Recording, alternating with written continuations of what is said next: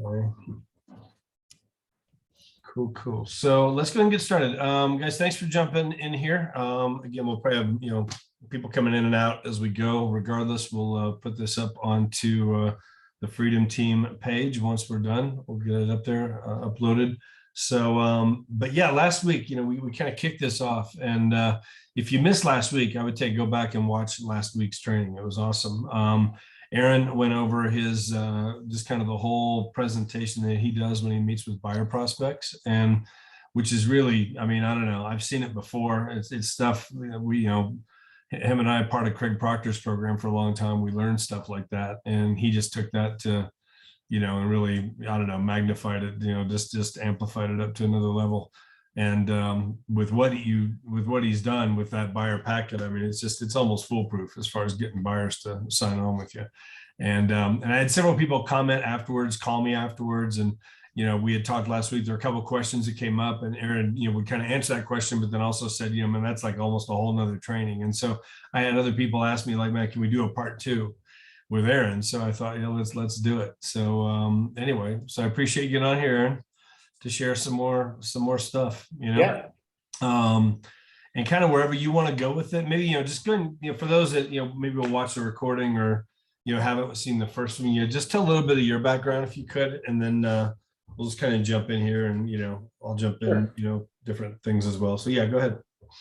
Yeah. So been in real estate. This is my 20th year of real estate, all in the same city. Before that, I was a high school teacher and art teacher and basketball and baseball coach. So perfect setup to be into real estate. Actually, I fell right into the perfect setup, which was getting into Craig Proctor's coaching. That's where I met Jeff, gosh, I don't know, 16, 17 years ago. And that really catapulted my business. My first year full-time, I think I did 34 deals, and my second year, 59 and 83, and then so on and so on. But the biggest thing in my business has always been the buyer side. Everybody kind of poo-poos the buyer side, saying, oh, you got a list to last, or buyers are liars, or all that stuff. Well, being strong with buyers has led to a very great year for us, because it's hard to get listings. It's super hard to get listings. But if you know how to work with buyers, get buyers into a house, get buyers under contract, you are actually the ones that are in control right now. So that was been one of our big focuses this year. I think we have 67 homes closed. Only 19 of those are sellers. The rest are buyers. We're typically about 60% listings, 40% buyers, but this year obviously much different. Last year is kind of similar to that too. Not as many listings as buyers, but still being able to help the buyers out. And that's about 30 million in production so far this year. So we'll end up around 35 to 40 million. And again, I think the biggest thing is setting up the expectation of the buyer up front, using the buyer representation agreement, which is what we went through the whole time last week, and then utilizing that for next steps. What are you going to do once you get them on agreement, right? How are you going to work with them at that point forward? And then what are all those other little guarantees in there? I think those are the biggest things. I know, Jeff, you had some questions. I didn't get a whole lot of questions on those. So if you have questions on that, I can pull up the buyer presentation and jump right into it. I can answer those. Yeah, if anything, I know some people asked about the, like the satisfaction guarantee, which I did that for years as well. And I think we were probably set up pretty similar on that. But I think it'd be good to explain that, because one of the things that I think we learned, guys, with Craig Proctor's program, it's here in Colorado Springs where I'm at, there's 4,000 realtors. Why should a buyer or seller choose you? What makes you different from every other realtor out there? And Craig was really big on coming up with, a USP, a unique selling proposition. You got to come up with some different things that just make you different, make you stand out from the crowd. And I know one of the ways that, I would get even a new lead, and I can talk about this later, but maybe you can go through yours, Aaron. I would get a lead that would come in, I call them up, they're already getting homes sent to them from 3 other agents. No, they have no interest in, getting more homes, from another agent. They're already overwhelmed with what they're getting. But then I would throw out, well, just so you know, I don't know if you've signed anything yet, but we also have this, buyer satisfaction guarantee. And I was just, in one line, just give them a brief rundown, just a quick one line scenario of what that meant. And they'd be like, oh, okay, well, yeah, go ahead and send us some stuff, and it would open up a door for us to meet with them. And next thing you know, they're signing on to work with us, even though they've been talking to some other agents and they're not signed on yet. So they're up for, they're anybody's game, or anybody, fair for anybody to take at that point till they're signed on. And that buyer satisfaction guarantee was a big part of us picking up those buyers. But I know you have that in your presentation. You mentioned that last week. Would you mind just going through how you use that and how that sets up? And then maybe, we could talk a little bit about that, because I think it's probably very similar to what we did as well. But that really worked for us in terms of getting them to sign on with us. It was a good program for us. Can everybody see? Can you see my screen? I just went to. Yeah, we can see it. Okay, cool. So this is basically the buyer presentation. I'm going to blow this up a little bit so you can see it a little bit easier. We call it our love it or leave it guarantee. It is our buyer satisfaction guarantee. And I have used different ones as the market dictates. So in this super hot market, one of the ones that I used to use back in 06 to 09 and then through the foreclosure crisis was a guaranteed savings. Well, that guaranteed savings is a little tricky if you use it at the wrong time, because I would do something like we guarantee a $5,000 savings on any home, or we'll pay you $1,000 cash, right? Well, when the market's flying up like it is right now, you can't utilize that because you'll be losing money. It's still good if you can't get them to sign. But one of the ones that stood fast through all time was this love it or leave it guarantee, which is basically, if you buy a home from me, you can feel confident that we're not selling you a home. I try to really take the sales aspect away, and it'd be more of a communication game, more of a relationship. You're part of our family now. And that's the way we talk to them. Because I want to take the whole word sales out of it, because I can't sell anyone a $200,000 thing they don't want, right? But I can find somebody a $200,000 thing they think they want. And then after they do their inspections, they think they still want it, maybe. And then they start getting cold feet and they want to bail, right? Or even during inspections, they may see that, oh, it's got chipped paint. Well, we saw that when we were there. Well, that's a reason they want to jump out, right? Well, we offer this love it or leave it guarantee, which basically says that during the first 12 months after closing, if you're dissatisfied for any reason, we'll buy the home back from you, or we'll sell it for you commission free. Now, how do we do that? There's two ways we do it. If they're going to pick the commission free option, we will sell our side commission free, no charge. We just got paid on it 7 months ago, whatever. And I actually did the last time I did one of these was 3 years ago. My people, they bought, 8 months later, they got relocated to Michigan. Well, it meets any reason, and they fell in that reason. So we sold their home commission free, didn't charge them on our side, still paid out the buyer representation fee. And then we referred them out to Michigan, right? So it was a little bit of goodwill. The cool thing is they've sent me 2 referrals from people that worked here, right? So does that pay off? Yes. It's more of a long run push than it is that particular transaction. The other thing, if I'm going to buy it back from them because they just hate their house, they must be moving up and buying another home of greater value than the one they're selling. That's basically our guaranteed sale program, just flipped on its head for buyers. I've never had anyone do that. So it's made me like this much money, and I've spent like this much money doing it. I've only ever bought one home from the guaranteed sale program, which basically states your home sold in X amount of days or X amount of time, or I buy it from you if I can't get it sold. I've only had to buy one. And they sold me a $72,000 house that I kind of wanted because I could use it as a rental. They bought a $350,000 house from me. They gave me great testimonials on that program. So if I ever bring it up, I can shoot their video to people that it actually does work. And I've sold that $72,000 home just a few years ago for like $190,000. So I did okay. Even though up front it was painful. That's the same thing that this would lead into if somebody wanted to do it. The thing is, most people will never take you up on this because 1 year is just too short a period of time. So that's what we found through most of that guarantee. And then if we go into the other guarantees here, we'll guarantee you a home warranty. If they ask for it in the first offer and we can't get it negotiated, we will buy it for them. If they don't ask for it, we're kind of protected by the market a little bit here because a lot of people aren't asking for these because, you know, they want to get the home, you know.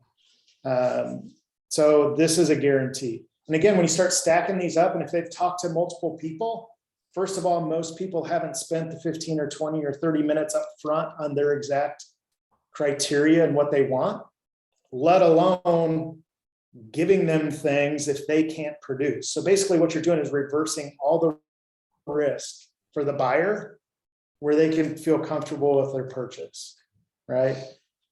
Full mortgage approval, that's pretty simple. You know, we get you a second look mortgage review, customized loan programs, and the home finder service is the thing we spent the first 20 or 30 minutes doing and setting up, right? And then if all of that fails, we'll give them a cancellation guarantee where all they have to do is text me, email me, call me, and tell me I'm fired. And we will go away. No questions asked. And then I always tell them, I'll ask you one question. That's how could we improve for the next client?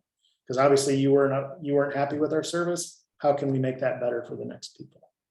So that's the biggest one on those guarantees. I mean, if people want to ask me any other questions on how those operate, I can definitely go into more detail. And keep in mind, guys, the cancellation guarantee, like that doesn't work if they're already under contract. You know, they have to be, you know, if they're on a house already that you help them fire, they can't walk out at that point, obviously. Right. So, but up until then, we offered the same thing. Go back to, do you have a page, Aaron, that spells out the conditions of your satisfaction guarantee? No, I Just do right and here? I don't. I have one, it's more of a contract. This is basically Okay. I will honor this if it's here. Okay. And We then got a if page, they I'll want see to if- do it, I have to go into more details on what it is. Yeah. Let's see what kind of questions you guys have on that right there. Because I will tell you, like, you know, don't get hung up on it, guys, in the sense like, oh my gosh, a lot of risk, a lot of risk. There's really hardly any risk at all for you to do it. It's a peace of mind for the buyers. We did ours. We had an 18-month guarantee. That's how we did ours. You know, and so I get a, like, let's say I get a call. Here's a buyer lead. I used to do 2 years until the foreclosure crisis hit. And then I was having a lot of people calling back. And I'm like, oh, shit, they're already down $50,000. I am not doing this. So we reduced it down to. For sure. There's really little risk though. Like if I ever had somebody, and I don't know if I even had to ever take, I don't know if I ever even had to do mine. I mean, in terms of actually put it into play, I don't think I ever did. I always, you know, I was ready to, because there was no risk. I mean, if the main thing where they would fall into, like if, let's say they're moving out of state, we got a lot of military here. So let's say they're getting transferred somewhere else. Again, I would sell it for free. It didn't cost them anything, zero commission on the selling side. You know, they would have to still pay, you know, the 3% to the buyer's agent, you know, and we would list it that way, it'd be on the MLS, 3% to the transaction broker or buyer's agent, whatever. But I got zero, but I would get the referral on the other end, sending them to wherever they're moving to. Now, let's say they're not going to be buying for a while, whatever, but I would always also ask for, I think we had a minimum of like 2 referrals, like over the next, you know, 6 to 8 months or 12 months, whatever it was. And I never had anybody not give me a referral on that, you know? And so you're still going to get paid. You're just not getting paid on that sale. But I'd also pick, you know, it's a listing. I'd pick up sign calls. I'd pick up, I mean, it always paid off. You know, I never lost money on that deal. You know, even though I'll go to closing on that deal and get zero, I'm fine with that because I'm going to get paid in multiple other ways, you know, because of that deal. Go ahead, Aaron. Yeah, and actually thinking about the last one I did for free, didn't charge them any commission, anything like that. We do the full marketing still. We're still going to do professional photos. We're still going to do the Matterport. We're still going to market it because that's my obligation to get more buyers too, you know. But But one of the buyers we did pick up off of that was a dentist, I believe, dentist or chiropractor. Amanda ended up working with him, that came from California, and he bought like a $550,000 house in Trophy Club. We would have never had that if I didn't solve their problem. Their listing was only like 350, right? But he was from California, and like a shack is 550. So he was like, holy cow, what can I get in Texas? So he bought here 550. It was nice, $15,000, $16,000 commission that we never would have got if we didn't do the free listing, right? Yeah. So again, important. And since you brought that up, I'm going to scroll down to this part where we ask for commitment, right? So this is our agreement. What we're doing as far as asking for commitments from the buyer. I set it up this way on purpose so that they didn't have to worry about anything. Our local forms, our state forms, are all broker specific, all broker protection. We'll come after sue you if we don't get our 3%. I mean, it doesn't say it in those words, but it says it in broker speak. If someone was looking at it, it's very broker protective, very buyer negative. So it's hard to get people to sign that form. It's 5 pages long. This is 1 page. Here's all the things we're going to do for you. Here's the bonuses you get. All we ask is your commitment, and it's a year long, and we're going to do these 12 points. And after we sell the house, we're going to put a sold sign on your property for 4 weeks. That's all we're asking for you. Some people do come back and say, what's this 3.5%? Well, that's our commission that we try to earn. I'm never going to let my commission stand in the way of getting a deal done, but we want to at least have the opportunity to earn our fee. And as a buyer, you realistically never pay us a fee, right?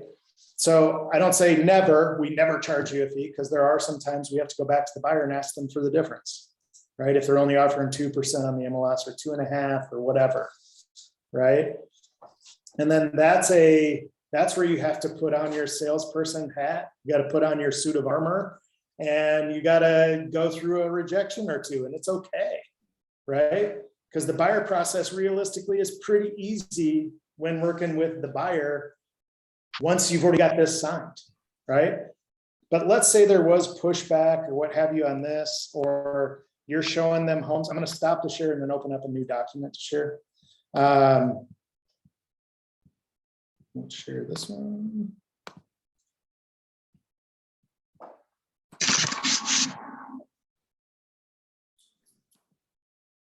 So if that happens and I can't, let's say in VA and FHA situations, especially now, they're only offering 2%. I took a 3% buyer representation agreement. We have a shortage, and this is exactly how I talk to my buyer. Hey, I know you love 123 Main Street, but unfortunately there's a shortage in our fee. The seller is only offering 2%. We agreed on it. That's why you want to get this booklet signed before you go showing homes and writing offers. We're getting a 1% deficiency in our fee. And I know you look at that as it's only 1%, but it's actually a 33% reduction in my income and my ability to provide for my family. At this point, I've got relationship capital built up with them. They know about my kids and my dog and my wife and what we do. We're very family oriented. We share what we are, right?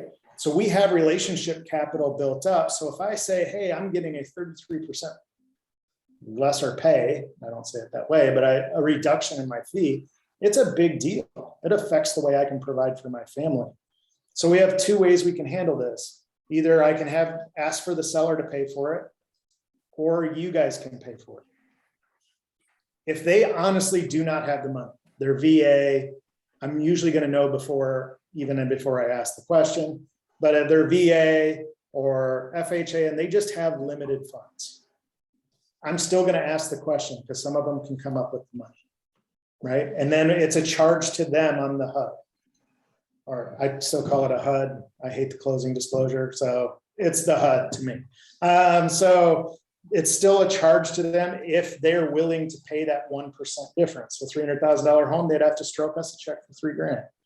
In a more buyer-friendly market than we're in today, we would actually ask this as a closing cost concession from the seller of $3,000. So let's say our offer price was $300,000. We'd ask for $3,000 in closing concessions.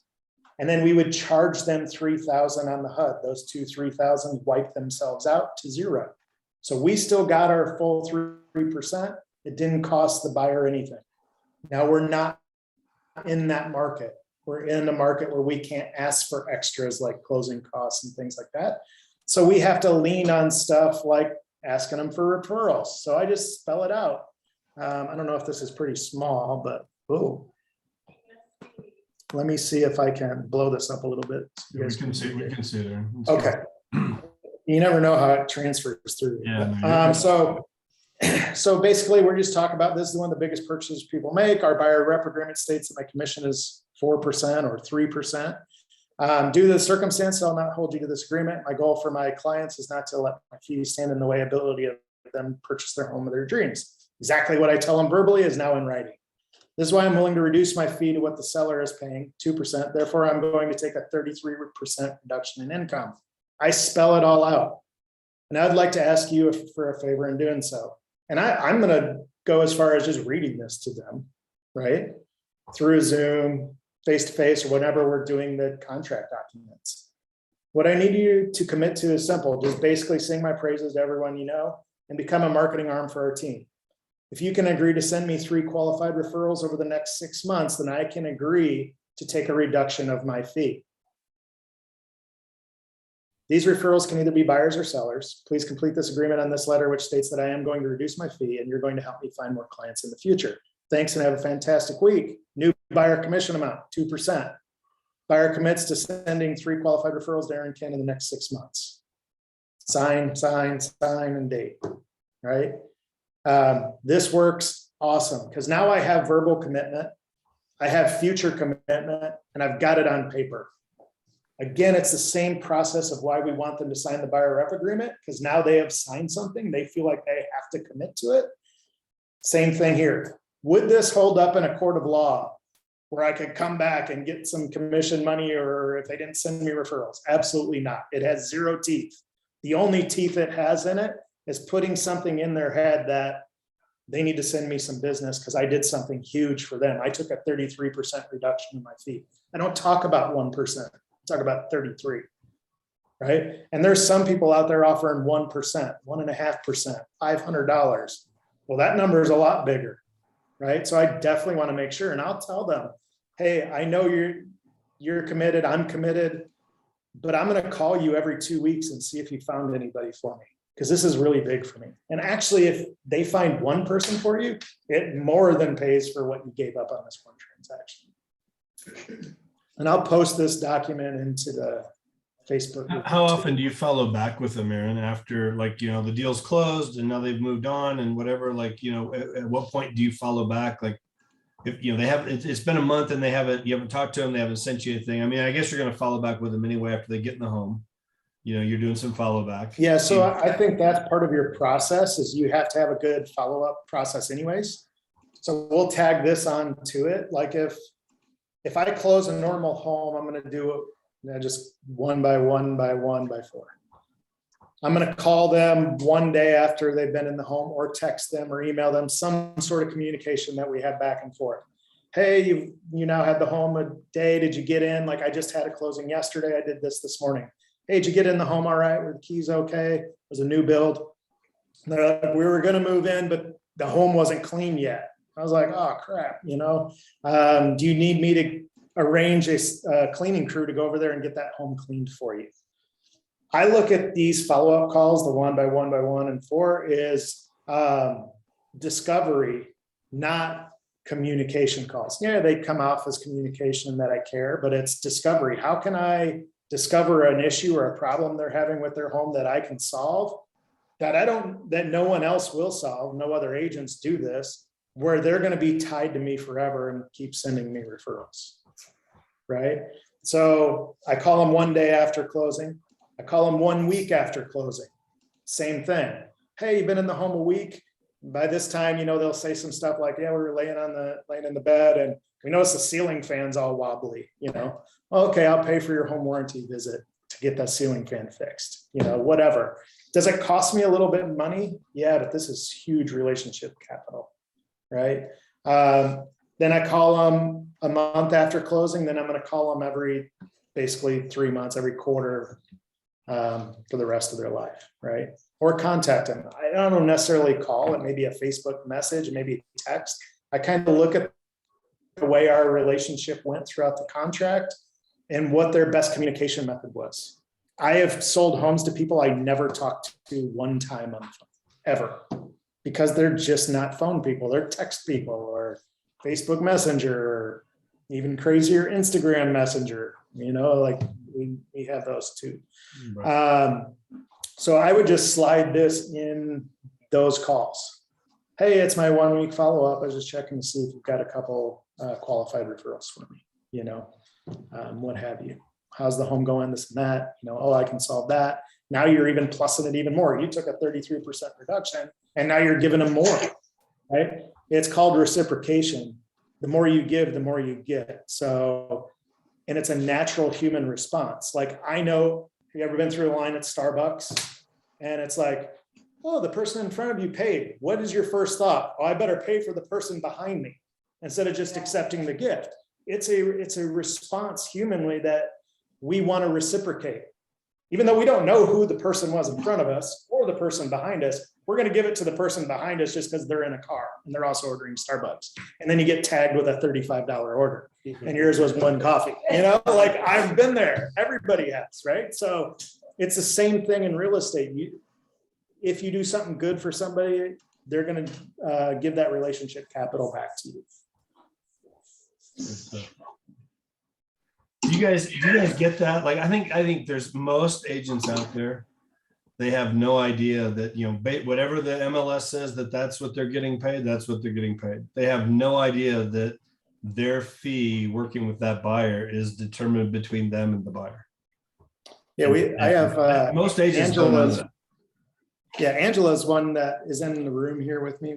We just got done with our team meeting and listening in, but her very first transaction, this was an issue. And she had I don't know if I can say it, so I'm not going to say it. She had the guts to go and ask that buyer for the difference. And they did it. They paid it. It was 0.5%, I believe, wasn't it? Yeah. So it was 1%. It was 1%. It was a full percent, and a couple $100,000. A couple grand, so big difference in her bottom line, but you have to have the guts to ask.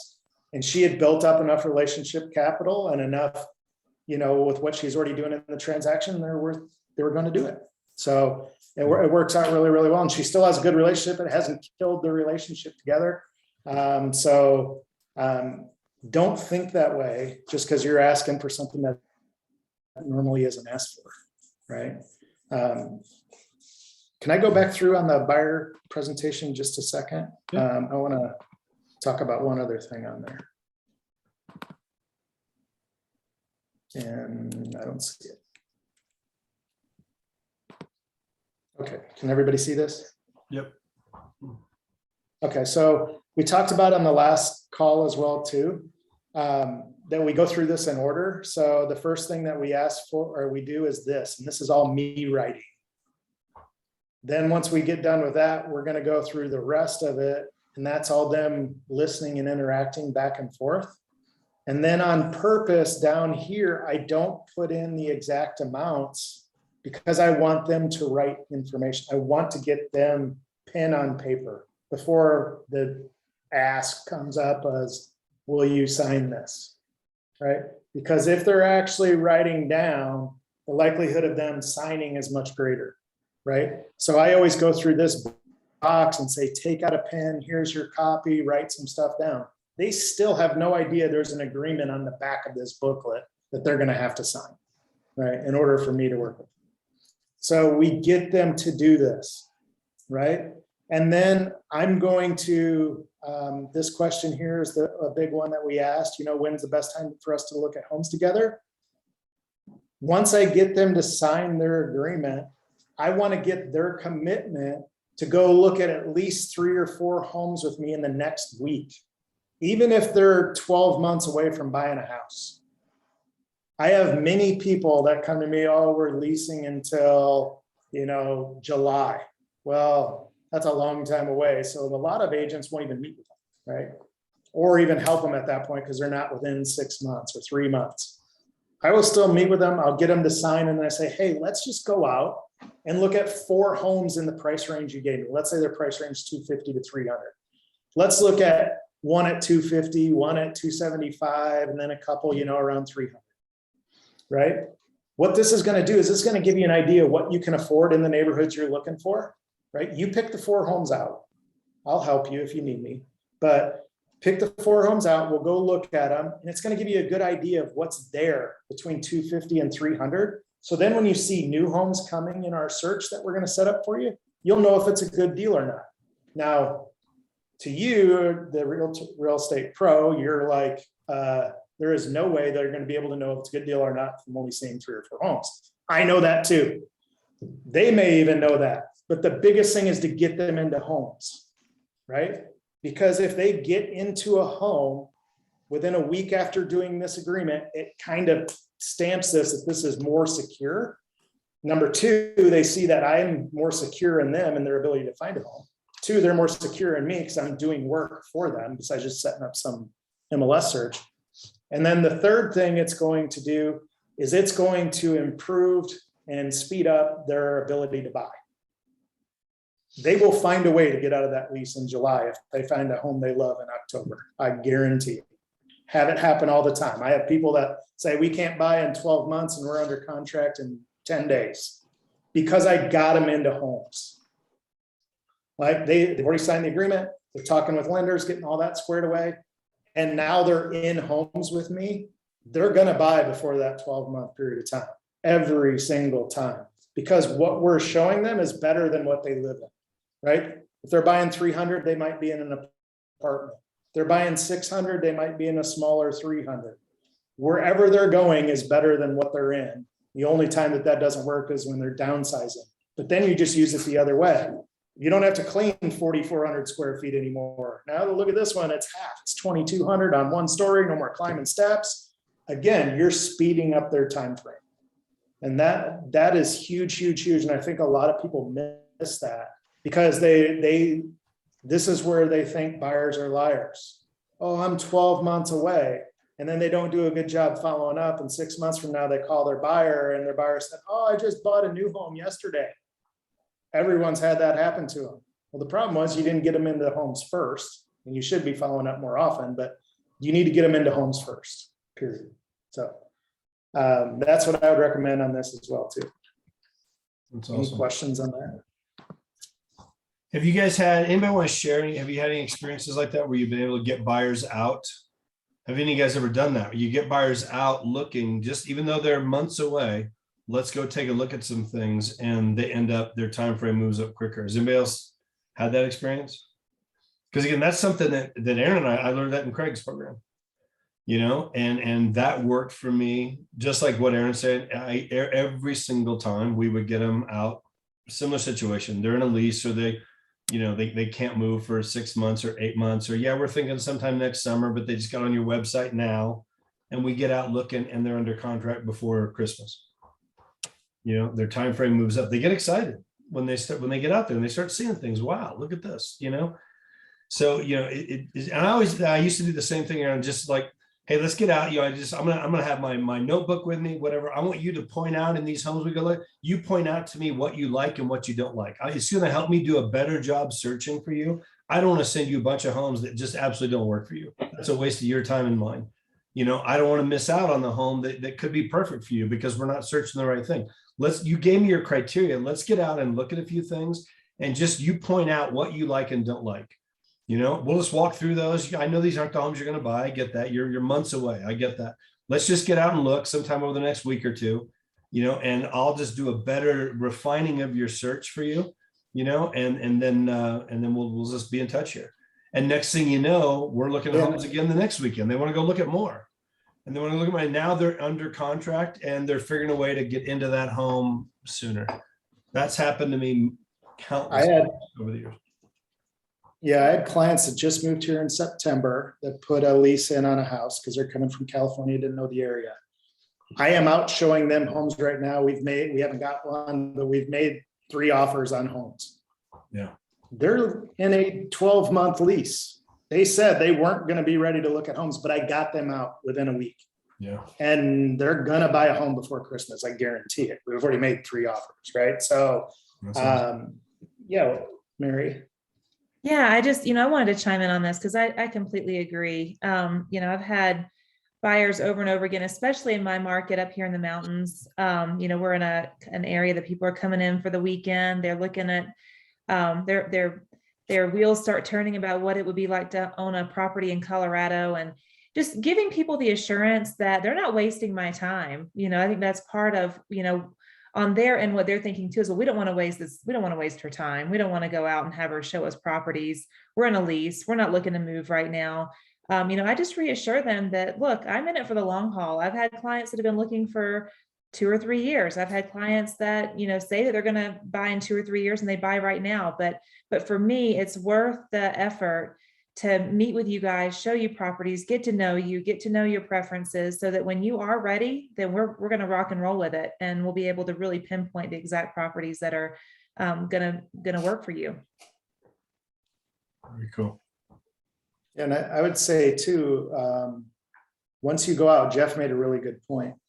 When you're out with the buyer, it's not your job to be Vanna White. That's an old reference. We'll be like, oh, here's the kitchen. Here's the garage. Everybody knows it's a kitchen. There's no reason to tell them what room they're going into. Your communication should be, your communication should be, hey, what do you love about this kitchen? Mm-hmm. What do you hate about this kitchen? And I always, the very first time I go out with a buyer, I stand in the front yard and we're there for about 3 minutes because I'm going to set up the expectations of every showing there. And I'm going to tell them, as we come up to a house, if you hate the neighborhood, hate the front of the house, you don't like, there's no way you would actually live on this street. Tell me. I don't care. It's not my house. We don't even have to go in. We can go turn around and go to the next house. As you walk in the front door, I want to know what you like about the house, what you don't like about the house, what you like about the layout, what you don't like about the layout. I want to know everything that you're looking for so I can better serve you and find the perfect house for you. If you don't talk to me through the process, it's going to be hard for me to find you the perfect home, right? And then I also give you permission, if we take 4 steps in the house and it smells like smoke and you hate smoke to death and you would never purchase that house, to turn around, walk right out, and let's go to the next house. You're not going to hurt my feelings. The home has no feelings and I don't know the seller. So we're all going to be good. So I give you that permission to turn down any home within a couple steps or a couple rooms. And what this does is it keeps people from going through every drawer and every cabinet and every closet of every single house. I am not in every home 20 or 30 minutes. Some homes I'm in 5 minutes. The homes they really like, we're in 20 minutes. The homes they love, we may be in 30 or 40 minutes. And it helps me pin them down at that point. Hey, this is meeting 7 of your criteria, 8 or 9 of your criteria. Let's talk about numbers. Let's go through numbers on this house. What are homes like this house selling for? So we can actually put the best thing together for you, because finding a 10 out of 10 is probably not gonna happen. Unless you build it from scratch and you are in charge of everything, that's probably not gonna happen. If we get above a 7 out of 10, we've got a good chance this might be the house for you, right? And so what you're doing, and that's called pre-framing. You're just pre-framing the way you want them to look through the house, how you want them to communicate with you, and how you want them to act when they're there. And then that's what they do. And it helps speed up the process, right? Because no one wants to show people for a year, right? No one wants to show 100 homes. I want to show like 1 or 2 times, 3 or 4 homes, and I have a contract. That's what I want to do. That's like my goal on every buyer. Guys, going back to that, like the buyer satisfaction guarantee. And again, just to put that out there, something you guys can all come up with. Understand this, like any program that you come up with is your program. You set the rules. You set the criteria on that program. Okay, so like, we would have these different programs, and there's that little asterisk over there, some conditions apply. It's your program, it's your conditions. Okay. So yes, the whole thing of, if you're not happy with this house within 12 months, we'll either buy it back from you or sell it for free. Some conditions apply. And then here's the conditions. And we had that spelled out in an agreement. We would give that to them, and I'd go through it with them, make sure they understand it. They'd sign it. I just kept it in a file, whatever. So I had it in case they ever came back. And like the whole, where they could, where I would buy it back from them is, again, there's that parameter. They have to be moving up into one of my listings. Okay, that's how I had it. Is that how you did it, Aaron? Was it one of your listings, or was it just moving up?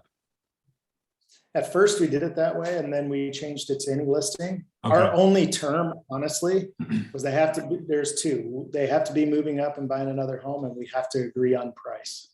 That's it. So we had to agree on the price we were purchasing their home for. See, mine was set up so that they had to be moving up into one of my listings. Well, if I've got 5 listings and none of those work for them, then that program doesn't apply. I'll still sell it for free. They still get the benefits of the program because I'll sell it with 0 commission, but I'm not going to buy their home because that part of that program, they don't apply. They don't, it doesn't work for them, because none of my listings is going to work for them. So I'm not obligated to that part of the program. Okay. Again, that was my conditions on the program. It's even better when you don't have any listings. Yeah. Yeah. So there was 0 risk on my part. I never had to buy a home ever, personally. Aaron bought one, and it was actually one that he wanted. It turned into a rental property that made a lot of money on, and he becomes a hero in that program. So, but again, you wouldn't even have to do that. You could just do a satisfaction guarantee that says, 12 months of being in here, and if you're not happy, we will sell your home for free. Okay. And again, it's free to them. They pay 0 commission to you. There is going to be a 3% commission put in there, or whatever it is, whatever you decide, for the buyer's agent coming in. And that's spelled out in the program. Okay. You're not going to come out of pocket for that commission. That's going to be, again, it's coming out of the deal. Okay. But, for them to qualify for that program, they need to be buying another house with you. Okay. Or you're going to, refer them out. They're moving to another state or whatever. You're going to get the referral fee over there. So you're still going to get some money when they move. Okay. Or they're going to, or they're going to send you some more referrals, 2 or 3 referrals, whatever you guys come up with in your agreement. And you can have that, so I would get a lead. Sometimes I'd get a lead that would come in on a website. And so, my inside sales guy or myself, we would call that lead, and hey, I saw you were looking at, whatever, some homes on our website. Are you guys looking to make a move in the next little while? Well, yeah, we're thinking to move, sometime here, probably the next 6 to 8 months. We're not sure yet. We're just trying to figure it out, just getting started, whatever. Well, hey, we go through this process about wanting to set them up for homes, wanting to meet. Well, we're already getting homes from 3 other agents, and we're looking around. We're just getting started, no thanks. Hey, here's one of the things that I would do too, is I would create doubt in their mind about the homes that they're getting, that we're going to get them more homes. Now, I'm probably going to send them the same homes that everybody else is sending them. But if that wasn't spelled out and explained, and they haven't signed on with anybody, they're fair game, right? At that point. So I would say something like, look, I have no idea what those other agents are sending you. Just so you know, our list of homes includes all of the divorce sales, the pre-foreclosures, the foreclosures, the corporate owned properties, along with all the other listings here in town. Would that be helpful for you? Really? Oh, wow. Okay. So, sure. And so now I get their criteria. Now, again, it's probably going to be the same homes that are on the, whatever, but that hasn't been spelled out and explained, and they're not signed on with anybody. So I want to start sending them homes. I'm going to try and meet like what Aaron does. We're going to try and go meet face to face or on a Zoom and go through that presentation that Aaron did last week. Again, go back and watch that video if you weren't on here last week. Okay. We're going to go through that. And now I'm going to win them over, and they're going to sign on with me. Okay. But I'm going to try and get them set up on a home search. Okay. Start sending them stuff. Now, let's say that didn't work either. And, well, yeah, but that sounds great. But, we're just getting started. Let me just throw out one other thing. As far as I know, we're the only team in town that does this. We do have an 18-month buyer satisfaction guarantee. If you work with us, and we represent you on the buy side of your home, if you work with us, we have a guarantee in place where for 18 months after the closing of the house, if you're not happy for any reason whatsoever, it's too far of a drive to work. You know, you wish the bedrooms were bigger. You don't like the next door neighbor. Whatever it is, I don't care, anything. We will either buy the home back from you or we'll sell it for free. Yeah, really? Well, how's that work? Well, let's get together and we'll go through all the details on that. But yeah, we've had that in place now for the last, 7 years, and whatever. It's been a great program for us. I'm not here to sell you a home. I want to build a relationship with you that's going to go on for, I'm your realtor for the rest of your life. We have all kinds of things in place. You become part of our family. We used to use those terms as well, and we want you happy in that home and whatever. So we have this guarantee. Let's get together and we'll go through all that. We'll get you set up on a search. I want to show you how we work and what we do and why we're different from every other agent that's out there, as far as I know. And again, you're never obligated to do anything with us at all. So if you think about it, at the end of the day, the biggest thing you're doing for a buyer or for a seller is you're reducing risk. Totally. Right. So if you can think when you're doing a presentation for a buyer or talking to a buyer, same thing with a seller, your biggest goal is reduce as much risk as possible. So they don't have to worry about this happening or that happening. You can cancel at any time, all that stuff. We do cancellations on our listing agreements. And we talk about our listing agreements are all a bunch of one-day agreements. So when people ask me, how long is your listing term? Oh, it's 1 day. 1 day. Yeah, it's just 1 day stacked on top of another day, on another day, on another day until you fire me or I sell the house. And hopefully it's the latter. Hopefully I sell the house before you fire me, right? So basically what that requires me to do is to market the property crazy hard, sell your home for the most amount of money in the least amount of time, because I know I could be fired at any point. Every one of you will probably cancel a listing agreement and not charge the person if they're ticked off at you or if it's not working. So why don't you just tell them that up front, right? I'll cancel it anytime, any day. It doesn't matter. You're on a bunch of one-day agreements. Where Keller Williams is going to require you a 6-month agreement. If you cancel it, there's a $495 fee. I'll spend a couple $1,000s on your home, and tomorrow you say, you're gone. I'm done. I'm going to ask you one question. What could we have done better? And that's it, right? So you're taking on all the risk. You're reducing all the risk. And how many actually terminate? Very, very, very few. Yep. Same on the buyer side.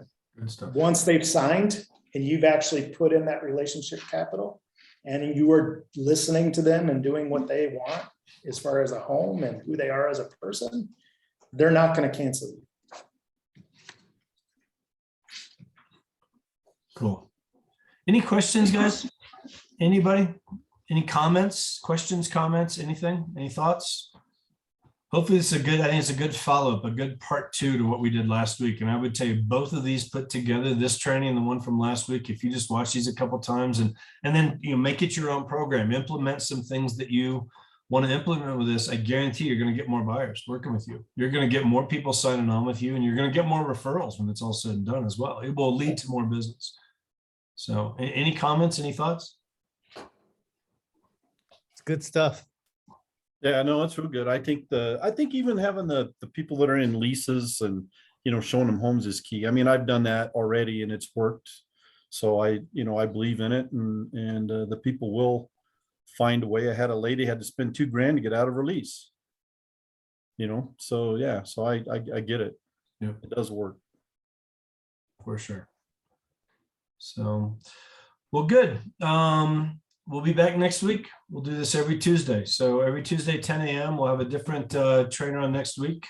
Lots of different agents in our group, icon agents. I talked to Mary. She's going to train here at some point. We'll figure that out, figure a date there. And if any of you guys have anything, like here's something that you've done that you really feel like, you've got something down that you'd love to train on, let me know. Okay. It doesn't always have to be a big icon agent, whatever. I mean, obviously we can learn from the icons, but I could learn something from every agent on this call right now.